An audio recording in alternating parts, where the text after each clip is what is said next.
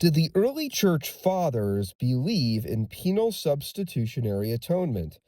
This was an accusation from many of the early quote unquote reformed activists.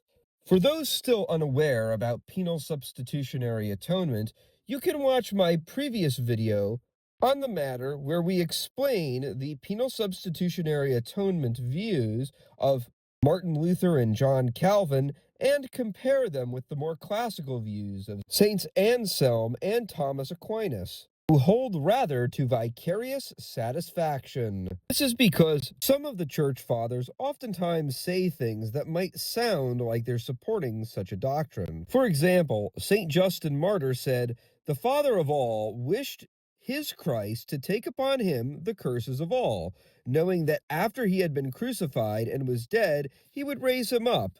St. John Chrysostom wrote, quote, "He himself received the punishment that we deserved, that we might be freed from punishment." Further, St. Hilary of Poitiers writes, "He took upon himself the penalty of the law, becoming a curse for us." So, does this prove that the early church held to penal substitutionary atonement?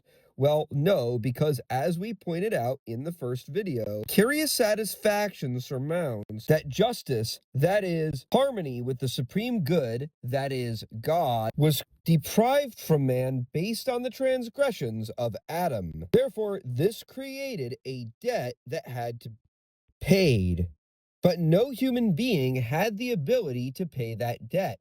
No human being except the incarnate God himself, Jesus Christ, whom, being the author of life itself, was the only one who had the capacity to fulfill the law and then go a step further by creating a perfect offering of justice to the Father, which allowed his entire church to grow in merit based on the merits he achieved. This is shown first in the writings of St. Gregory Nazianzen, who wrote, quote, "To whom was the blood offered and was shed to us? If so, to the Father, how?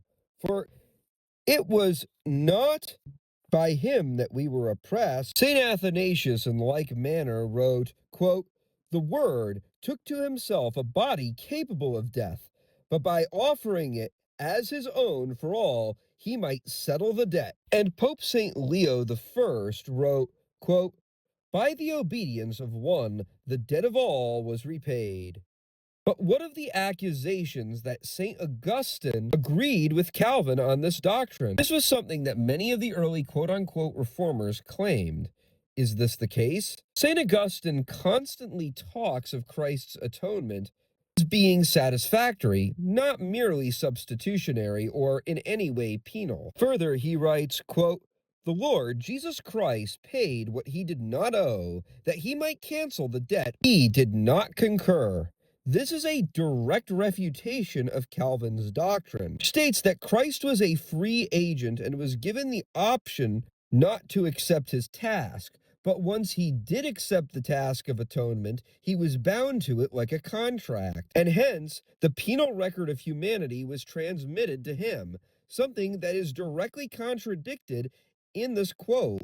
So no, the early church fathers did not believe in penal substitutionary atonement. If you like what you see here, make sure to like, comment, and ring that notification bell.